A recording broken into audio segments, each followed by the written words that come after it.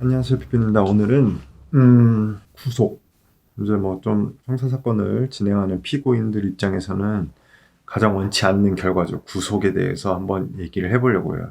이 구속과 관련해서 구치소, 교도소, 접견을 이제 변호사들이 가는데 그거와 관련해서도 한번 이야기를 해드리도록 하겠습니다. 일반적으로 형사사건에서 구속을 어느 단계에서 하냐 두 가지예요. 첫 번째는 1심 판결 선고를 하면서 징역형에 처하면서 법정 구속을 하는 경우가 있고, 두 번째는 수사 단계에서 판결 전에 도주 우려, 증거인멸 우려 등이 존재하기 때문에 구속 수사를 해야 된다고 해서 구속을 하는 경우가 있습니다. 법정 구속과 다르게 그 수사 단계에서 구속을 하기 위해서는 구속영장 실질 심사를 하게 되어 있어요.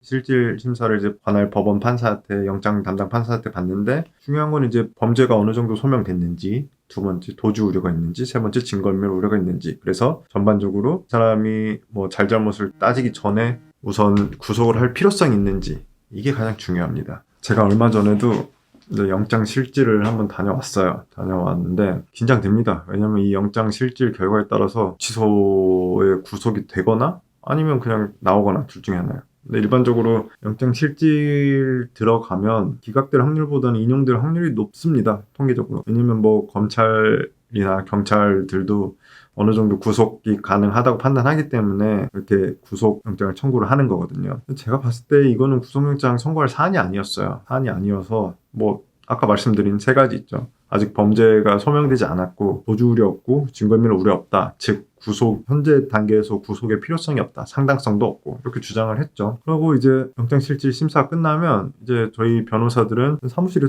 옵니다. 거기 같이 있을 수도 없고. 그리고 이제 영장실질을 받은 그런 이제 피의자들은 구치소나 아니면 경찰서 유치장에서 결과가 나올 때까지 대기를 해요. 대기를 하다가 구속영장이 발부가 되면 이제 유치장에서 며칠 있던 사람은 며칠 있다가 구치소로 가거나 구속이 되게 되는 겁니다. 일반적으로 이게 10시 영장실질이나 2시 둘 중에 하나예요.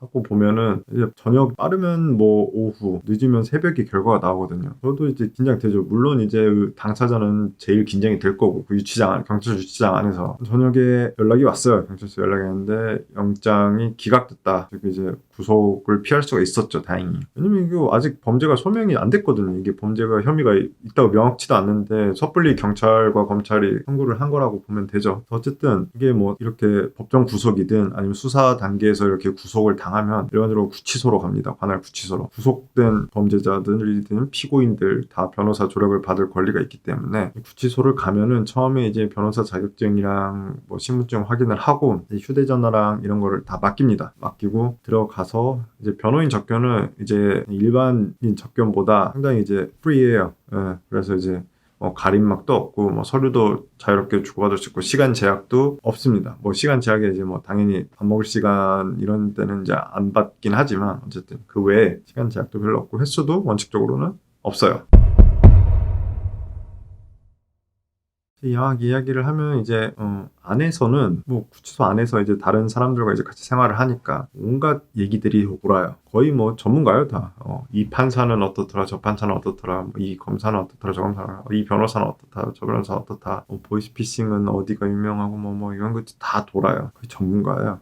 예, 안에서 온갖 생각들을 하고 오로지 그 사건 생각밖에 안 나요. 뭐 제가 마치 있었던 것처럼 말하지만 그건 아니고 사건 생각밖에 안 나는 것 같더라고요. 가면 그동안 여기저기서 들렸던 얘기 막 여러 생각을 막 해서 이게 정리가 안 될 정도로 그 피고인들도 가면 이제 변호사들한테 이런저런 얘기를 하죠. 변호사들의 일 중에 하나가 그런 뭐 의뢰인들의 이야기를 들어주는, 경청하는 것도 크나큰 업무 중에 하나이기 때문에 잘 들어주죠. 하지만 뭐 그 교도소 안에서 오가는 대화, 그 다음에 온갖 생각들 중에 반 이상은 뭐 이런 말을 하긴 그렇지만 좀 잘못된 이야기들이 많아요. 예, 그렇기 때문에 변호사도 뭐 무작정 그 의뢰인들의 얘기를 다 들어주는 것만이 일이 아니라 뭐 옳다 그르다 얘기는 어느 정도 해줘야 돼요. 예, 그래서 이렇게 딱 뭐라고 하죠?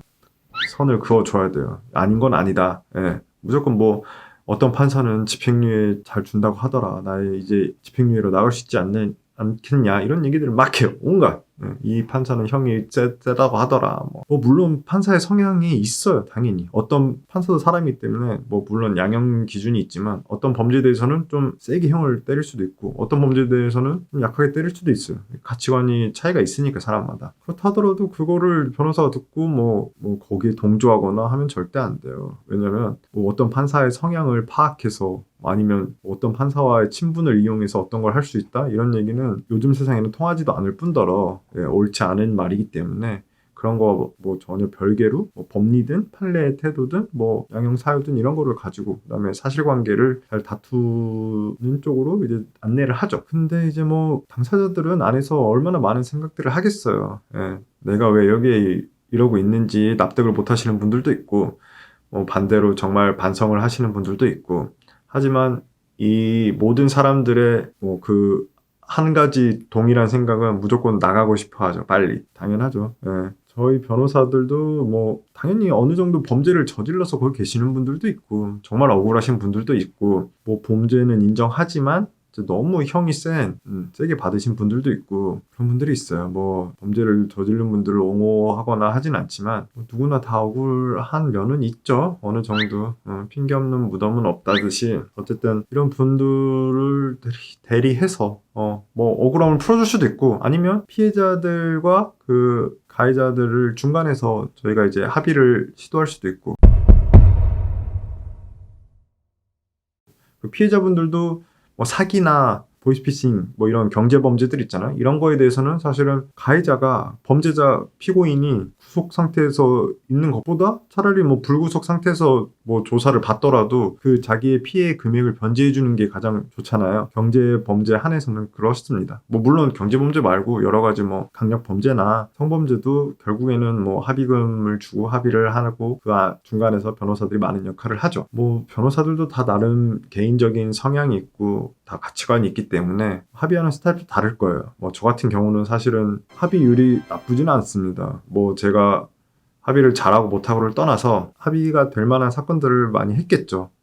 아까 말씀드렸듯이 2심이나 1심에서 어쨌든 피해자들과 합의를 하면 집행유예 가능성이 많아지죠. 어느 범죄든. 그리고 요즘은 합의를 하고 처벌본원서를 내는 것만이 다가 아니라 피해가 충분히 변제됐는지 보상이 됐는지 이 금액도 매우 중요합니다. 예전에는 1,000만 원 사기를 치고 100만 원만 주고 합의를 하는 경우에 예를 들어 그래도 집행유예 나올 수가 있었는데 요즘은 그 금액 하나하나 다 확인합니다. 그래서 피해 변제액이 거의 전액에 가까운지 아니면 정말 그 피해자가 궁핍한 상황을 이용해서 어거지로 합의를 한 건지 이런 거를 어느 정도 판단을 해요. 그래서 이제 합의 이꼬르 집행유예는 당연히 아니고 물론 당연히 양형 사유는 참작이 됩니다. 무조건. 그래서 합의를 위해서 변호사를 선임하는 경우도 많이 있어요. 물론 이제 그 구속되더라도 그 구속된 사람의 가족들이나 이런 분들이 피해자와 접촉해서 합의하는 경우도 있지만 이게 잘못하면 2차 가해가 될 수도 있거든요. 합의라는 명목으로 합의를 시도하는 거는 2차 가해가 될 수도 있으니 매우 조심하셔야 돼요. 물론 변호사가 한다고 달라지냐? 그건 아니에요. 변호사가 똑같이 거의 협박식으로 아니면 강요하듯이 피해자한테 합의를 요구하는 거는 그건 2차 가해가 될 수 있습니다. 그러나 이제 많은 변호사 분들이 그러진 않죠.